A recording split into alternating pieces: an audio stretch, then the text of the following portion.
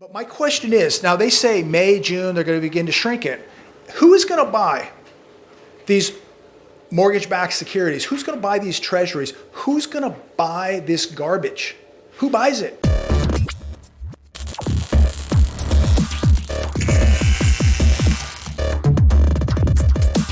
It's Monday, April 18th, 2022. A lot to talk about today, and unfortunately, the news is not positive. The news is not good. It continues to get worse. So I want to warn all of you, this video is not going to be positive. It's not going to be a good video.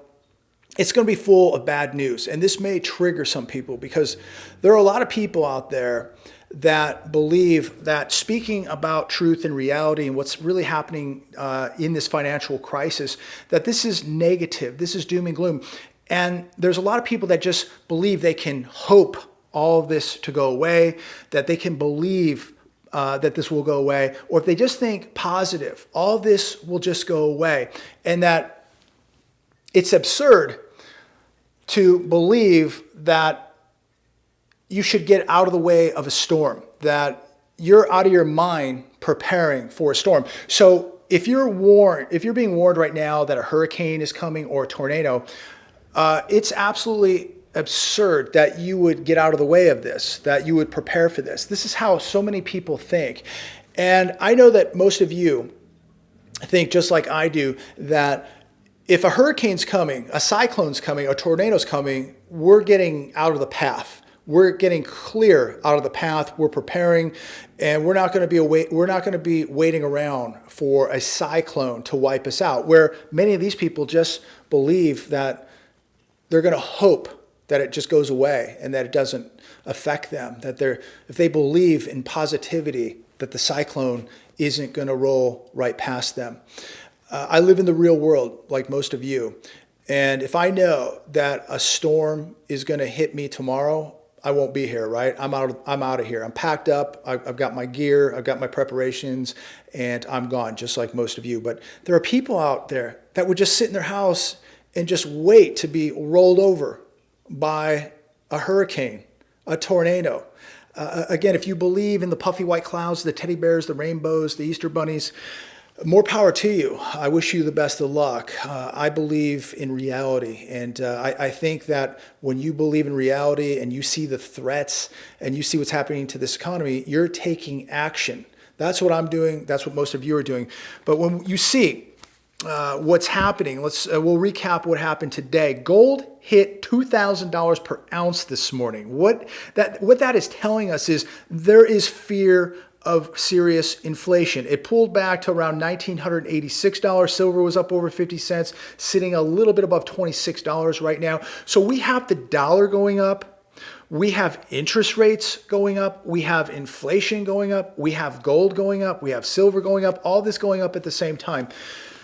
So gold now and the precious metals believe, what I can tell when I see gold at $2,000 today, that it understands that the interest rate hikes aren't going to be enough, that there is still a very, very serious threat of inflation out there, that the Fed is going to be too late to the party, too far behind the 8 ball here, and they're going to just be playing a game of catch up.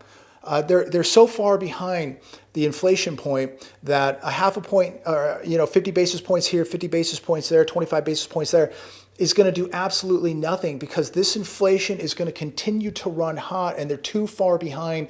And gold and silver knows that. And so that's why it's continuing to go up. Will it pull back a bit? Will it come down? Absolutely. But it's going to continue to go up. And I'm not saying it's just going to go up and never come down. It's going to go up in a straight line. No, it's not going to do that. But we're going to see it pull back a little bit, and we're going to see it continue to climb. And at some point, it is going to break 2,000 and stay above 2,000. And remember, the Fed can raise interest rates, but it cannot do anything about the shortage of chips, the shortage of semiconductors, the shortage of food, the shortage of goods and services. They're going to be in serious trouble here. They can only do so much, and they can raise interest rates. And I really hope and pray that they stop worrying about the stock market and the housing market and do what is right. The Fed isn't there to protect housing and Wall Street, which it's doing. That's all it's been doing. But the Fed must begin to realize that there is going to be no Wall Street. There will be no housing market. There will be nothing if we do not begin to aggressively raise rates and save this economy and save this currency. Otherwise, we are heading straight to Zimbabwe, ladies and gentlemen. And this Fed better wake up here really, really soon. I mean, all they can do now is print money. That's all they're doing. Print, print, print, print. And if they do get aggressive and raise rates, which they should do, and I hope that they do, and I believe they will, but if they do reverse course and go back to quantitative easing, back to helicopter money, what do we need a Fed for? All they're going to do is print money. The world is going to look at that and know that they've lost absolutely all control. There's nothing they can do now but print money. And we know where this all leads to when all you have left is printing money. You're in Venezuela, you're in Zimbabwe, you're in the Weimar Republic. This is a disaster. And if we see this happen, if they do reverse course and begin to fire up these printing presses, the world is going to see the demise of the US dollar. They are going to dump dollars faster than they're dumping them right now. And this means the Fed has lost control. All they can do at that point is print money. That's it. So at that point, what do we even need a Fed? What do we need the Federal Reserve at that point if all they can do is print money? That's it. That's the only tool they would have left. And the world would see that as the end of the US economy, the end of the US dollar.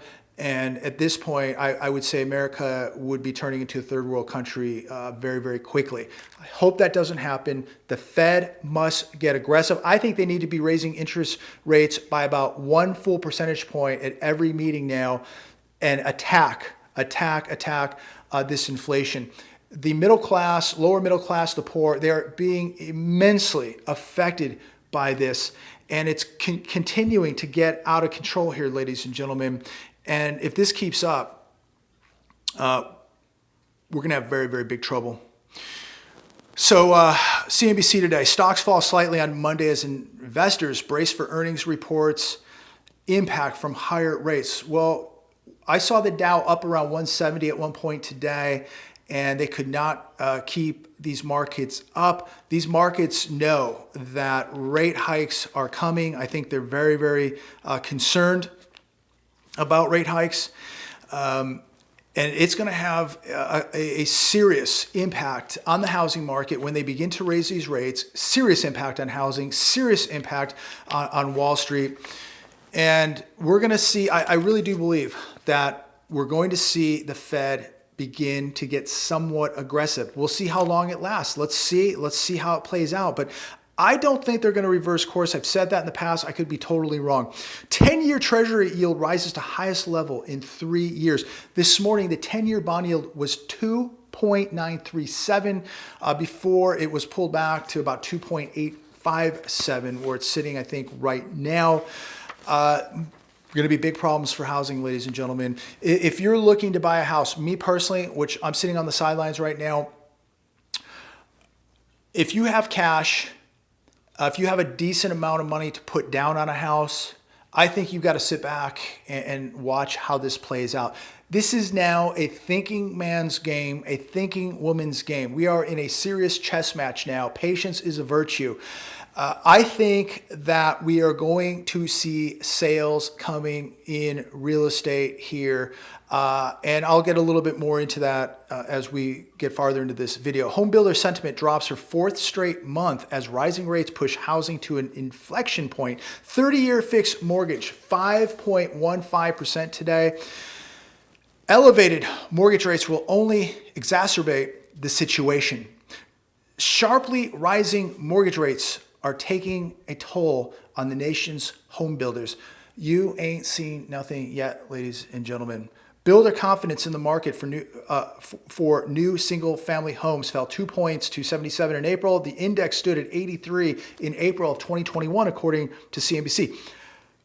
Builders right now who are under construction with single-family homes, waiting for roofing material, waiting for appliances, waiting for light fixtures. These homes cannot be sold because they cannot be appraised until they're completely finished. They have to have garage doors, they have to have appliances, light fixtures, faucets, sinks, things like that. And without these items, without these fixtures, they cannot be appraised. And without an appraisal, the bank will not give a loan to a buyer.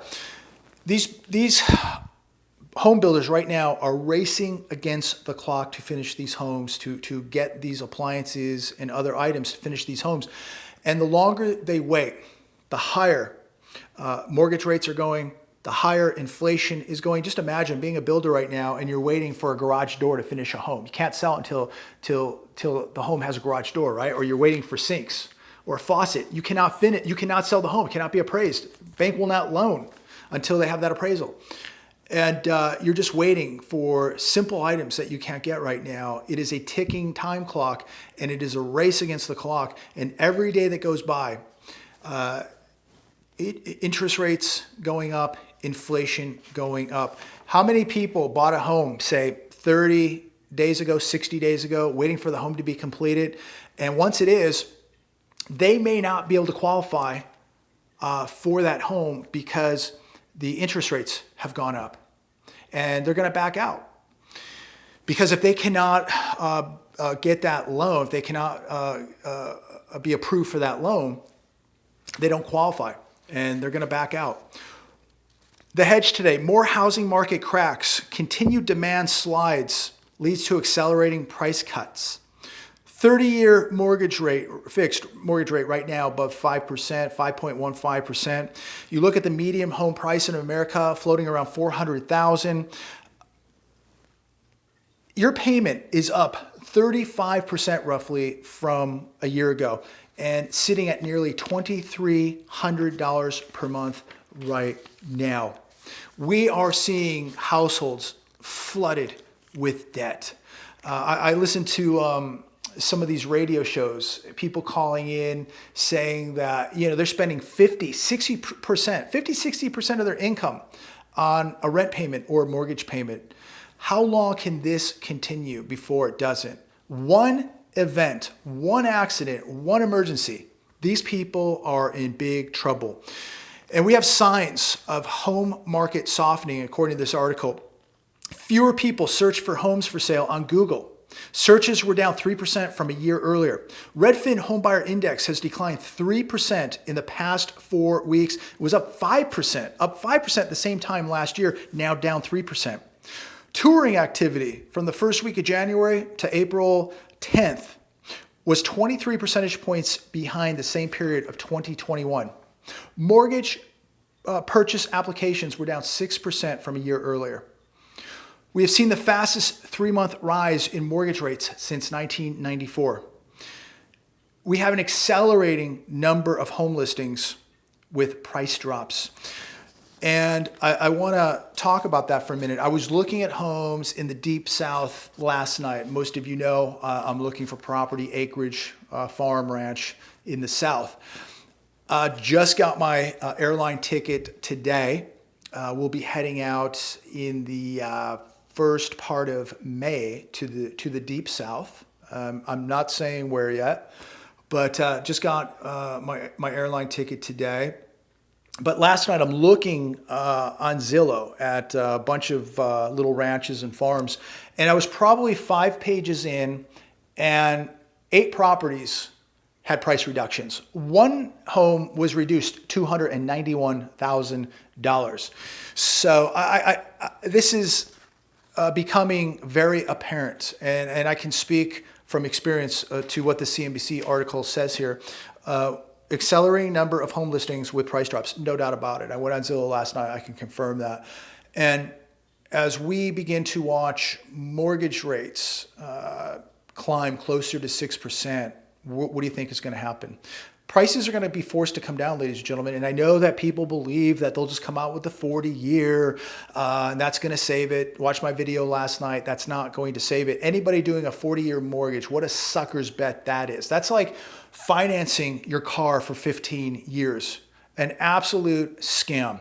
And if we come to the point that they're financing homes for 40 and 50 years. I mean, again, why not just finance a home for 80 years? Why not finance a car for 25 years? I mean, we are in the twilight zone now at this point. This is how far over the deep end we are. And they're actually talking about doing things like this. This is just how sick this economy really is. Without stimulus checks or child tax credit payments, many Americans can't afford emergency expenses. One work benefit could help address that. This on CNBC today. If your income suddenly stopped today, how long would you be able to exist without a paycheck? How long could you go on paying your bills? And this is very interesting. It says here, they took a survey on the CNBC article. People said they could go less than a month. 18% of the people surveyed said they could go less than 1 month. Think about that. 18% could last less than a month. 12% said they could go a month. 14% said they would last 2 months. And 15% said they would last 3 months. Again, this is if today you suddenly had no job, no income. How long could you pay your bills? How long could you exist? And 5% said they didn't even know. So 60% of people, according to the survey, 60% could pay bills for 90 days or less. 90 days or less. And this does not factor in people who are working part-time or unemployed. These are people that they surveyed with full-time jobs. So 90 days or less, 60% of this country, or at least to this survey, would last 90 days or less. Now, factor in an emergency. Your kid fell down, needed 20 stitches at urgent care. The transmission in your car went out. That's $4,000 or $5,000. You need an alternator. That's $500. You get the picture. This country is not prepared for a downturn. This country, and then you think about how many of these people have 30, 60, 90 days of food and water put away. How many of these people have a skill set, know how to take care of themselves? How many of these people have real assets like gold, like silver? These people are going to get crushed, ladies and gentlemen, crushed. Another article from CNBC, price of corn hits 9-year high as surge in commodities continues. The contracts for July corn futures were trading above $8 per bushel today, the highest level since 2012. As most of you know, you need corn for almost anything. And a lot of corn goes to just feeding animals, feeding cattle. The price of food is going to continue to go up. The price of poultry, the price of beef, going to continue to go up. If you have the opportunity, if you have the means to stock up on more food today, I highly advise you get out, do it. Get yourself some emergency food, go get some canned food, go buy a bag of rice, flour, grain, whatever. This is the time to do it. Don't do it when it's too late. You're not going to want to leave your house. You're not going to want to deal with the chaos at Costco, the chaos at Walmart. That's the worst possible time. Buy it now while you can. You won't be dealing with the chaos if you do it now. And this is why you do it now, because it's available. Imagine the price of these things when we begin to see real shortages, not thin shelves, but real shortages, when everybody's at the Walmart, everybody's at the Costco, ready to do whatever they have to do to take that food. You don't even want to be in the parking lot, because you'll be lucky if you can get from the store to your car with food without it being taken. So, you can avoid a lot of problems by acting right now and being diligent and proactive right now instead of waiting to the last second, because that's when it's dangerous to go to these places. Today I was just reading an article over in Santa Monica. A tenant and a landlord, two women, got into a gunfight in Santa Monica. A tenant and a landlord, two women, turned into a police chase, and one person in custody right now. We're going to continue to watch people lose their minds. We've never seen crime and violence at this level. And when people get hungry, this is when the big problems start, ladies and gentlemen. So avoid these kind of situations. Store up on food, stock up on food today. China's first quarter GDP beats expectations to grow 4.8% year over year. You know, we hear that they have high unemployment, that the retail sales are falling, that, you know, they do have a serious real estate problem over there. We know the development companies are in big trouble, but we have big trouble here. But they topped their expectations. They were expected to see 4.4% growth, but they topped it with 4.8%. But yeah, they have problems, but we have problems here too. The difference is this. China has over 20,000 tons of gold, and China makes nearly everything now on planet Earth. They produce and manufacture nearly everything on planet Earth. So if China goes into a depression and America goes into a depression, what country do you think rises out of the ashes, rises out of the depression first? The country that doesn't make anything, the country that buys things with money it doesn't have, a country that's GDP is 70% of the GDP is based on consumption, or the country that produces literally everything, the country with over 20,000 tons of gold, the country that has built new infrastructure and new cities, China. It's the way it is, ladies and gentlemen. We have a society that doesn't even, like, a lot of people in this country don't even want to go to work, right? A lot of people in this country went and got degrees that aren't even worth putting on the bottom of your bird cage. We have so many people who are debt slaves in America who spent money on college tuition, people who've spent so much money on the credit cards. They didn't pay rent, but they came to Coachella Fest this weekend and spent thousands of dollars to come here. While they didn't pay their college tuition debt, while many of them didn't pay rent, but they had access to credit and continue to just party for today. China isn't looking to party today. China is looking to take over the world, and they don't care if it takes 100 years. They continue to buy gold. They continue to produce everything. They continue to build, and they're mining minerals and commodities all over the world. While we just continue to print and print and print, China continues to build, create, and become more and more powerful. The number one reason people are quitting their jobs isn't money. New survey finds, also on CNBC, it's because of toxic company culture. Comment down below. I thought that was interesting. Let me know your thoughts. People aren't quitting to go to other jobs. They're just quitting because they don't like where they work. So how are they paying the bills?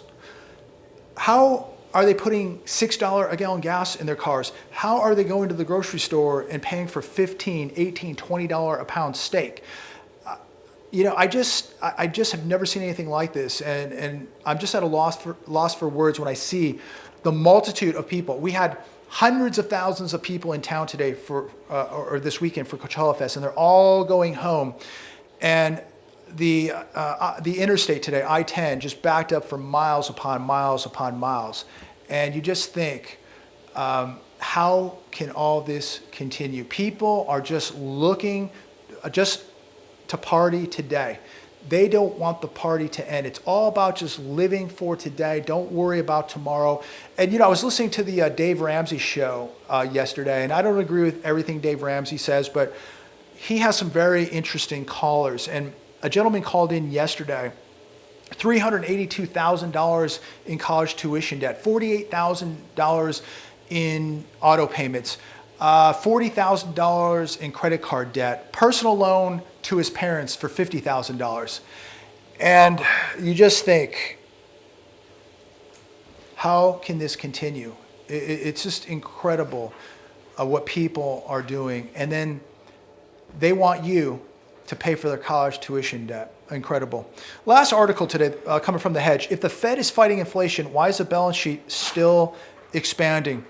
It's a good question, right? And you know, just looking at the market today, it should have collapsed again today. But was the Fed in there buying up more commercial mortgage-backed securities? Was it buying stocks, more treasuries? It's still buying. The balance sheet is expanding. But my question is, now they say May, June, they're going to begin to shrink it.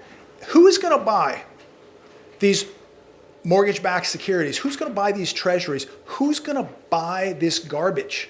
Who buys it? I don't know who's going to buy it. But if they begin to shrink this balance sheet, I don't know how they're going to do it.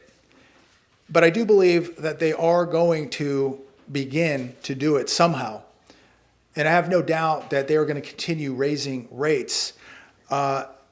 This economy is going to feel the wrath. This stock market and this housing market is going to feel the wrath. And I know that people are going to contest this message and say that I'm completely wrong. 40-year mortgage, 50-year mortgage rates, that's going to save it.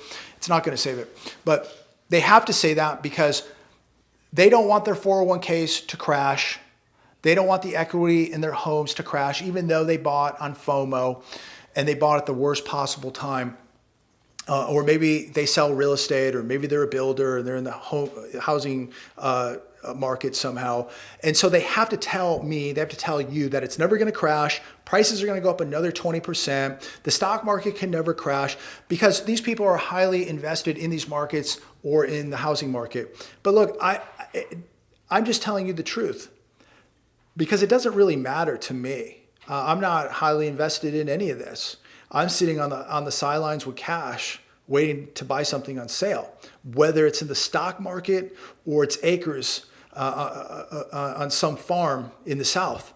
So it doesn't really matter to me because at the end of the day, what matters is the truth. And the truth of the matter is this: we are on top of massive bubbles, stock bonds, and real estate. And they're all going to blow up. And that's just the reality of it all. There's no way that these games can continue playing out like this without something breaking. And when one of these bubbles bursts, they're all going to burst. And then people will say, I can't believe this happened. I can't believe it. And they're going to want to blame somebody. They're going to want to blame the Fed because they rose interest rates. They're going to want to blame the politicians. They're going to want to blame the banks. Ladies and gentlemen, I don't know about you, but I don't have time for the blame game. I'm going to be looking for sales, and I'm going to be taking advantage of sales. We're not going to have time to play the blame game. It's going to be time to be making sure that you're looking out for your family, looking out where you're putting money. No time for the blame game because it's already happened. It's too late. And too many people are going to sit there and just want to point fingers and blame somebody, instead of just looking in the mirror and blaming themselves.